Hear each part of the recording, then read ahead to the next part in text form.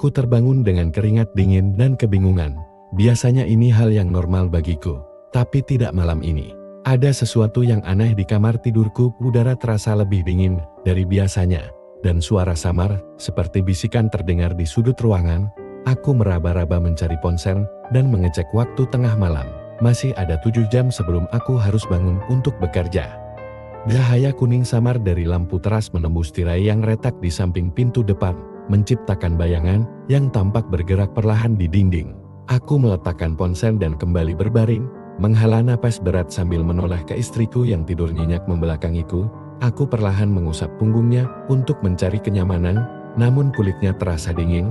Aku mencoba tidur kembali, meski perasaan tidak nyaman terus mengganggu. Aku terbangun lagi dengan keringat dingin. Tenggorokanku terasa kering dan aku berusaha menahan batuk agar tidak membangunkan istriku. Aku bangkit dan berjalan ke dapur tanpa menyalakan lampu, karena cahaya teras sudah cukup. Apartemen kami kecil, hanya 2 kamar dan 1 kamar mandi, jadi aku bisa berjalan dengan mudah. Namun malam ini, setiap langkahku terdengar menggema, seolah-olah ruangan menjadi lebih luas dan kosong. Aku mengambil gelas dan menuang air. Saat menuang, aku menyadari apartemen begitu sunyi. Aku berhenti dan mengintip melalui tirai. Kabut tebal menyelimuti luar, membuat mobil-mobil yang biasa terparkir tidak terlihat di kejauhan. Bayangan samar tampak berdiri diam di tengah kabut. Aku menurunkan tirai dan berbalik, tapi langkahku terhenti.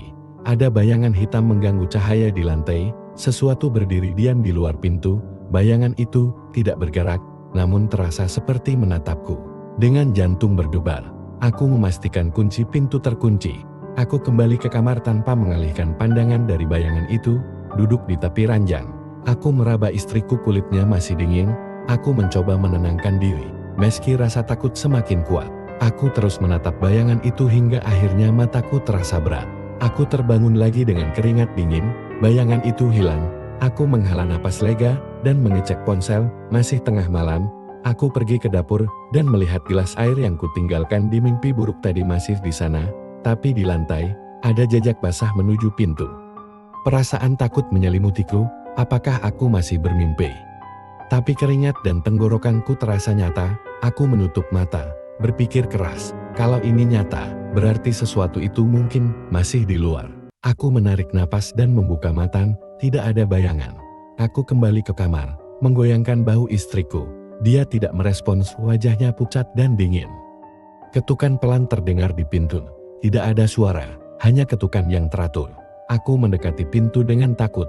Cahaya di lantai kini terganggu bayangan lebih kecil. Di tepi kabut, ada tubuh perempuan telanjang tanpa kepala. Tubuh itu berdiri diam, dengan goresan gelap di dadanya. Perlahan tubuh itu bergoyang seolah mengikuti irama ketukan. Aku mundur dan tanpa sengaja menyenggol meja. Saat aku menatap lagi, suara dengungan pelan terdengar. Aku mendongak dan melihat kepalanya melayang di depan pintu. Mulutnya terbuka, matanya kosong. Kepala itu perlahan mendekat ke kaca. Aku panik, kembali ke kamar dan mengguncang istriku, tapi dia tetap diam. Aku memanggil namanya sambil menangis. Ketukan berubah menjadi hantaman keras di pintu. Ketukan keras menggema di seluruh apartemen. Aku berlari ke jendela, membuka tirai, dan melihat lebih banyak tubuh tanpa kepala mereka mengelilingi apartemenku. Cahaya kuning dari teras menciptakan bayangan mereka di dinding, bergerak seperti bernafas. Kepala yang melayang mulai membenturkan dirinya ke pintu. Dari sudut lain, terdengar hentakan di jendela. Di balik kaca, bayangan hitam berdiri tanpa bergerak.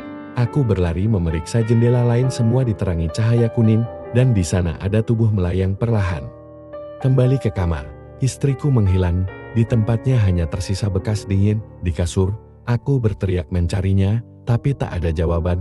Ketukan keras kini datang dari semua jendela. Aku menutup telinga, menangis, berharap semua ini berakhir. Namun ketukan itu terus berlanjut, seolah-olah dunia di sekitarku telah berubah menjadi mimpi buruk yang tak berujung.